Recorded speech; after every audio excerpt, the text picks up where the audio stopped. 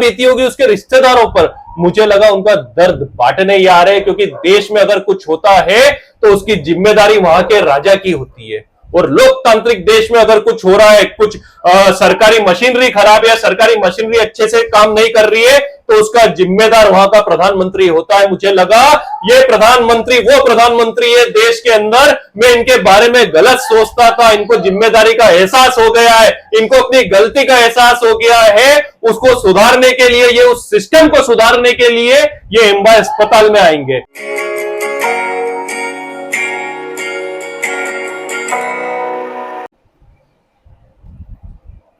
माननीय देश के प्रधानमंत्री नरेंद्र मोदी जी इंदौर शहर में आए। मैं बहुत आंखें नम हुई मेरी जब मैंने सुना कि वो अपना जन्मदिन मनाने इंदौर शहर में आ रहे हैं। मैंने अपनी गाड़ी उठाई और सबसे पहले मैं एम्बा हॉस्पिटल चला गया। मुझे लगा नरेंद्र मोदी जी इंदौर में इसलिए आ रहे हैं क्योंकि उनके खुद की शादी नहीं, उनके खुद के बच्चे नहीं है। उनने जब ये न्यूज पढ़ी होगी कि यहाँ 2 नवजात बच्चों को चूहों ने कुतर दिया, उनके दिल पे भी वैसा ही दर्द जागा होगा जैसा मेरे दिल पे जागा। मुझे लगा ये हॉस्पिटल में जिम्मेदारों को सजा देने और उस परिवार को मिलने आ रहे, सांत्वना देने आ रहे, जिस परिवार के नवजात बच्चों को चूहों ने कुतर दिया। क्या बीती होगी उसकी मां पर, क्या बीती होगी उसके पिता पर, क्या बीती होगी उसके रिश्तेदारों पर। मुझे लगा उनका दर्द बांटने ही आ रहे, क्योंकि देश में अगर कुछ होता है तो उसकी जिम्मेदारी वहां के राजा की होती है। और लोकतांत्रिक देश में अगर कुछ हो रहा है, कुछ सरकारी मशीनरी खराब है या सरकारी मशीनरी अच्छे से काम नहीं कर रही है, तो उसका जिम्मेदार वहां का प्रधानमंत्री होता है। मुझे लगा ये प्रधानमंत्री वो प्रधानमंत्री है देश के अंदर, मैं इनके बारे में गलत सोचता था, इनको जिम्मेदारी का एहसास हो गया है, इनको अपनी गलती का एहसास हो गया है। उसको सुधारने के लिए, ये उस सिस्टम को सुधारने के लिए ये एम्बा अस्पताल में आएंगे। मैं काफी देर वहां पर इंतजार करता रहा कि मोदी जी जैसा महान नेता मैंने नहीं देखा कि इनके जन्मदिन पे ये किसी गरीब की सांत्वना देने आ रहे या सिस्टम सुधारने आ रहे, पर मोदी जी वहां नहीं आते। फिर मैंने अपनी गाड़ी उठाई और मैं गाड़ी उठाकर, मेरे को पता चला कि मोदी जी बड़े बड़े बिजनेस डील करने आए, तो मैं गाड़ी उठाकर मिल क्षेत्र के अंदर मालवा मिल गेट के आगे खड़ा हो गया। मुझे लगा मोदी जी ने बात करी थी चुनाव में, इस राजनीति में आने के पहले, कि करोड़ों रोजगार देंगे, 2 करोड़ रोजगार रोज देने की इन्होंने बात करी थी। मुझे लगा मोदी जी के ऊपर जो जुमलेबाजी के आरोप लगते आ रहे, ये विपक्ष को साबित करने आए इंदौर के अंदर कि मैं जुमलेबाज नहीं हूं, मैं काम करने वाला आदमी हूं। तो मैं मालवा मिल गेट के वहां इंतजार करता रहा। वहां हजारों लेबर रहती है, 35,000 लेबर परिवार रहते हैं वहां पर। बस्तियों के अंदर गंदा पानी पीते हैं, टीन के शेड के अंदर रहते हैं, जैसे तैसे अपने दिन काटते हैं। उनको सिर्फ एक ही बात के इंतजार में उनकी आंखें बूढ़ी हो गई है। कई लोग ऊपर चले गए, उनको पेंशनों तक नहीं मिली, उनका अधिकार तक नहीं मिला।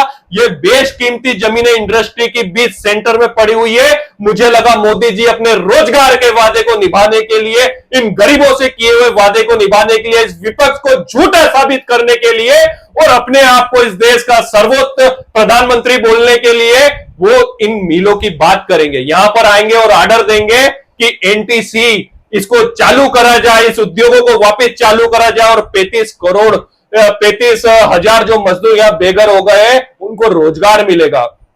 पर मुझे पता चला कि मोदी जी तो यहां से नहीं बिजनेस की बात करने धार निकल गए, वहां पर अपने नए सपने बेचने निकल गए। धार में वो इंडस्ट्री बनाने की बातें कर रहे। अरे मोदी जी, वहां के सपने छोड़ो, ऑलरेडी जहां डेवलप सारी चीजें हैं वो पैसा यहां इन्वेस्ट करके इन इंडस्ट्रियों को शुरू करा दो। फिर एक नया सपना बेचने निकल गए इंदौर की तरह, फिर एक नए लोगों को, एक नई भीड़ को बेवकूफ बनाने के लिए तुम निकल गए। मेरा दिल फिर टूट गया। मैं वहां से निकला, मैं हुकुमचंद मिल की तरफ गया, जहां हम देखते हैं मिलों की जमीन में प्राकृतिक जंगल उग गए।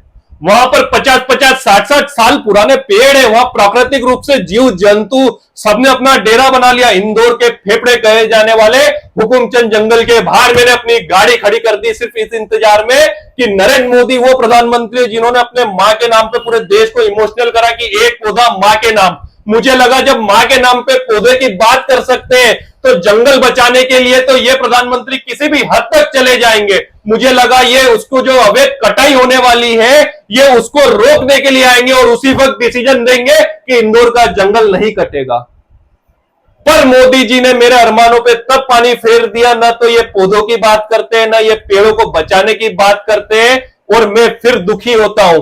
ये गए धार जिले में जो आदिवासी एरिया कहलाता है, आदिवासी बेल्ट कहलाता है, सघन आदिवासी एरिया है। तो मुझे लगा कि मोदी जी अब तो समझेंगे और जाते जाते उस आदिवासी एरिया में आदिवासी जीवन को समझेंगे कि एक आदिवासी कैसे अपना जीवन काटता है, कैसे असुविधाओं में वो रहता है, जहां सड़कें नहीं है, जहां कपड़े नहीं है उसको पहनने को, उसके बच्चों को शिक्षा तक नहीं है वहां पर। मुझे लगा ये स्कूलों का दौरा करेंगे, सरकारी स्कूलों का, कि आदिवासी कैसे पढ़ेगा, उसके बच्चे कैसे कलेक्टर या चपरासी या अधिकारी कैसे बनेंगे अगर स्कूल ही नहीं होगी, शिक्षा नहीं होगी, कैसे उसका बच्चा जिएगा क्योंकि वहां हॉस्पिटल ही नहीं है, कैसे उसका बच्चा चलेगा, वहां सड़कें नहीं है। मेरे को लगा प्रधानमंत्री जी उस आदिवासी बेल्ट को समझने गए, उन आदिवासियों के जीवन पे रिसर्च करने गए कि ये लोग कैसे अपना जीवन जीते।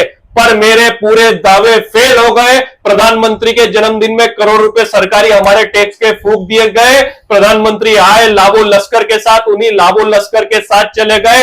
एक आदिवासी उनकी तरफ ताकता रह गया, वो बस उसी सपनों में रह गया कि प्रधानमंत्री आएंगे कुछ मिलेगा, कुछ भी नहीं मिला। वही सपनों का वो सौदागर जैसी बातें हैं। प्रधानमंत्री ने जो मेरे उनके खिलाफ वो बनाना था उसको सही साबित कर दिया कि ये वो प्रधानमंत्री है जो भला कर सकता है तो अडानी का कर सकता है। अगर ये किसी के घर जाएगा तो अंबानी के घर जाएगा, अडानी के घर जाएगा, ये किसी आम मजदूर के घर नहीं जाएगा।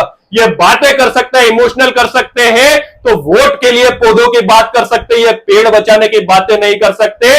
ये पकोड़े तलने की बातें तो कर सकते हैं रोजगार की, पर जो बड़ी बड़ी इंडस्ट्री मेरे इंदौर में बंद पड़ी हुई है, मेरे पूर्वजों ने वहां मेहनत करी है, उनका खून पसीना बहा है, मैं गवाह उन बातों का, उस इंडस्ट्री को शुरू करने की बातें नहीं कर सकते हैं।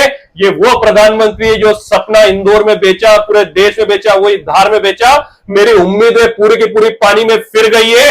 मेरा निवेदन है आप लोगों से कि आप लोग भी समझो, इस प्रधानमंत्री वापिस साबित कर दिया राहुल गांधी सही बोलते, जुमलेबाज प्रधानमंत्री है। ये वो प्रधानमंत्री है जो रोज नए सपने बेच रहा है, भले वो दिल्ली में बेचे, मध्य प्रदेश में बेचे या हर जगह बेचे। अगर आप हमारी बात से सहमत है तो आप हमारा साथ दो, क्योंकि रोटी कपड़ा दे ना सके वो सरकार निकम्मी है, और जो सरकार निकम्मी है वो सरकार बदलनी है। हम संकल्पित है जब तक ऐसी सरकार नहीं ला देंगे जो रोजगार की बात करे, जो शिक्षा की बात करे, जो स्वास्थ्य की बात करे। हमें लाइक करें, चैनल को सब्सक्राइब करें, मैसेज करें, कमेंट्स करें। धन्यवाद।